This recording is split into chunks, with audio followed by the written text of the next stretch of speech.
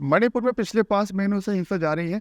केंद्र और राज्य सरकार लाचार है, बेबस है, भीड़ का राज है। सुरक्षा बलों का भीड़ पर कोई कंट्रोल नहीं है, कभी भी नहीं रहा। कहने को डबल इंजन की सरकार है, लेकिन लगता है दोनों दोनों इंजन डैमेज हो गए हैं। मणिपुर 2 हिस्सों में बढ़ चुका है। कुकी और मैतेई समुदाय आमने सामने हैं, गोलियां चल रही हैं। इस सवाल का जवाब गायब है कि हिंसा करने वालों को हथियार कौन मुहैया करा रहा है। हालात कितने ख़राब हैं ये इससे पता चलता है कि 27 सितंबर को भीड़ ने थाउबिल ज़िले में भाजपा ऑफिस में आग लगा दी। इसके अलावा इम्फाल में भाजपा अध्यक्ष शारदा देवी के घर पर भी तोड़फोड़ की गई। गुरुवार को गुस्साई भीड़ इम्फाल में मुख्यमंत्री एन बीरेन सिंह के निजी घर पर हमला करने पहुंची। हालांकि पुलिस ने उनको घर से करीब 500 मीटर पहले ही रोक लिया। आंसू गैस के गोले दागकर उन्हें खदेड़ दिया। फिलहाल सीएम के घर की सुरक्षा बढ़ा दी गई है। जब मुख्यमंत्री का घर ही सुरक्षित नहीं है तो आम आदमी कैसे सुरक्षित हो सकता है, यह समझा जा सकता है। इस चीज़ को भी समझिए। हैरान करने वाली बात यह है कि जिन इलाकों में ताज़ा हिंसा भड़की है उन्हें मणिपुर सरकार ने शांत क्षेत्र घोषित किया है। शांत क्षेत्र को इन्वर्टेड कॉमास में कर लीजिए।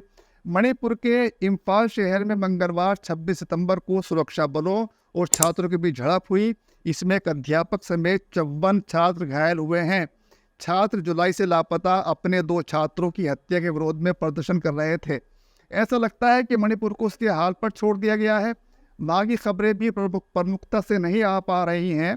मणिपुर में अब तक 175 की मौत हो चुकी है, 1100 लोग घायल हुए हैं, 5172 आगजनी के केस सामने आए हैं, जिनमें से 4786 घरों और 386 धार्मिक स्थलों को जलाने और तोड़फोड़ करने की घटनाएं शामिल है। मणिपुर में अब तक 65,000 से अधिक लोग अपना घर छोड़ चुके हैं।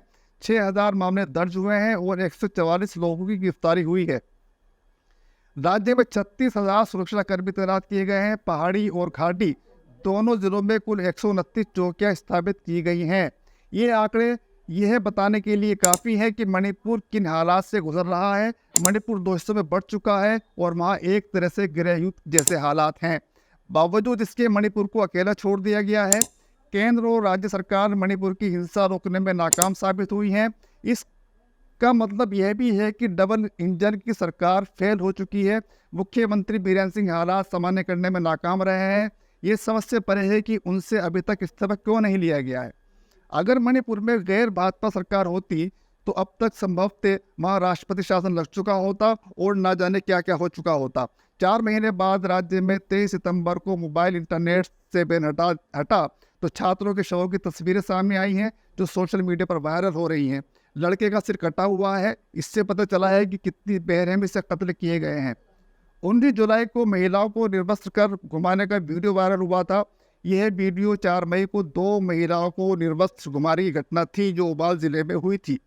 राज्य से इंटरनेट पर प्रतिबंध हटने के बाद ऐसी और तस्वीरें सामने आ सकती हैं जो सरकार को ही नहीं देश को परेशान करने वाली भी हो सकती हैं। हालांकि ताज़ा हिंसा के बाद एक बार फिर इंटरनेट पर प्रतिबंध लगा दिया गया है।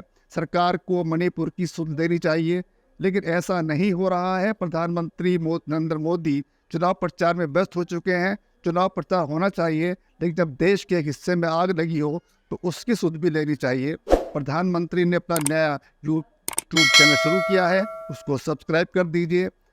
हो सके तो हमारा भी कर दीजिए। बहुत बहुत शुक्रिया।